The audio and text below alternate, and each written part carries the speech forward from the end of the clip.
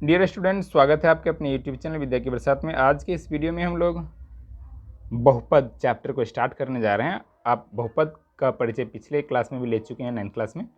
तो इसका जो व्यापक रूप होता है वो an x to the power n plus an minus 1 x to the power n minus 1 plus an minus 2 x to the power n minus 2 plus dot dot plus a naught, इस form में होता है। जहाँ आप देख सकते हैं कि x चर है, an माइनस 1 ये सब गुणांक है, ये सब वास्तविक संख्याएँ हैं, और n जो है वो ऋणेतर पूर्णांक है, यानी ऐसा पूर्णांक जो ऋण नहीं होना चाहिए, यानी 0 हो सकता है और धनात्मक हो सकता है। अगर आप एग्जाम्पल्स देखना चाहें तो ये सब एग्जाम्पल्स हैं परिमेय संख्या ये बहुपद के, क्योंकि इसमें आप देख सकते हैं कि सारे के सारे जो पावर्स हैं, घात हैं, वो सब क्या है, ऋणेतर पूर्णांक है। 3 एक धन पूर्णांक है। 9 में देख सकते हैं इसमें x का पावर कुछ है ही नहीं, यानी x के पावर 0 छिपा हुआ है, जो कि ऋण तो नहीं है, शून्य हो सकता है, धनात्मक हो सकता है पावर, लेकिन ऋणात्मक नहीं हो सकता है। इस समय देख सकते हैं ये सब के सब एग्जाम्पल्स हैं बहुपद के। अगर बहुपद की घात वगैरह के बारे में आप पिछले क्लास में पढ़ चुके हैं, जिसमें जो चर का जो सबसे अधिकतम पावर होता है उसी को हम लोग उसकी घात कहते हैं बहुपद के। जैसे इसमें देख सकते हैं, इसमें अधिकतम घात 1 है, इसलिए एक रैखिक बहुपद है। इसमें अधिकतम 2 है चर की घात, इसलिए एक द्विघात बहुपद है। इसमें 3 रहेगा वो त्रिघात बहुपद होगा। इसी प्रकार से और भी बहुपद की पहचान करना जरूरी है, क्योंकि ऑब्जेक्टिव सवाल इसके आधार पर पूछा जाता है। आप देख सकते हैं इसमें ये भी जो एग्जाम्पल्स देख रहे हैं ये सब बहुपद नहीं है। क्यों?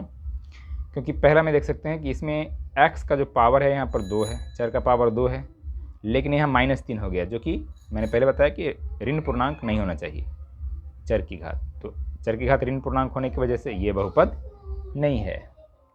नेक्स्ट देख सकते हैं इसमें चर जो है बटा में है। बटा में अगर हो गया तो x को अगर हम ऊपर ले जाएंगे तो यहाँ पावर x के पावर यहाँ 1 छिपा हुआ है, ऊपर जाएगा तो x के पावर -1 हो जाएगा, जिसके कारण से ये भी एक बहुपद नहीं है। थोड़ी देर बाद मिलते हैं तुमसे, बादल थोड़ी देर बाद। नेक्स्ट देख सकते हैं आप इसमें जो चर की घात है वो y एक चर है, इसमें यहाँ पर चर की घात जो है 3/4 है, जो कि एक पूर्णांक नहीं है, इसलिए ये भी एक बहुपद नहीं है। अगले में देखिए आप √x है। x का जो पावर है, √x को आप जानते हैं कि x के पावर 1/2 लिख सकते हैं। 1/2 एक पूर्णांक नहीं है, इसलिए ये भी एक बहुपद नहीं है। इसमें आप देख सकते हैं, मतलब रूट में अगर रहेगा चर तो वो भी बहुपद का एग्जाम्पल नहीं होगा। इसमें आप देख सकते हैं x के पावर 2 है, जो ऊपर जाएगा तो x के पावर -2 हो जाएगा, इसीलिए ये भी एक बहुपद नहीं है। तो ये सारे के सारे जो एग्जाम्पल्स हैं जो बहुपद नहीं है। अब बहुपद, अब इसमें देखिए आपको ध्यान देना है कि चर के पावर के बारे में कही जा रही है बात, अचर नहीं। जो संख्याएं हैं उसका पावर माइनस हो सकता है, जैसे 3 के पावर -2 है, यहाँ x के पावर 2 है, x के पावर 1 है, x के पावर 0 है, x का पावर कहीं भी माइनस में नहीं है।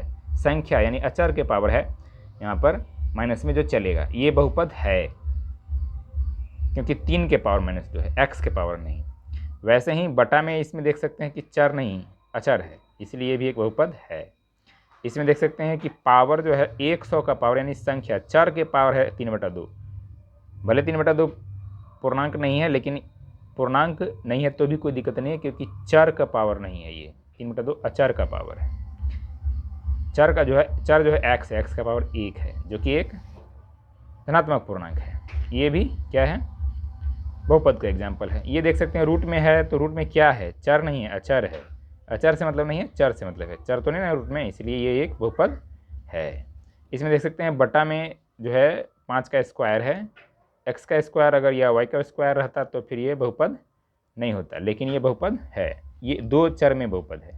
आपको अक्सर एक चर में ही बहुपद पूछेगा, मतलब कि यहाँ पर 7x में 7y रहेगा एग्जाम में 10th क्लास में, तो यहाँ y है। आप देख सकते हैं ये भी क्या है, एक चर में बहुपद है, जहाँ चर है यहाँ पर y।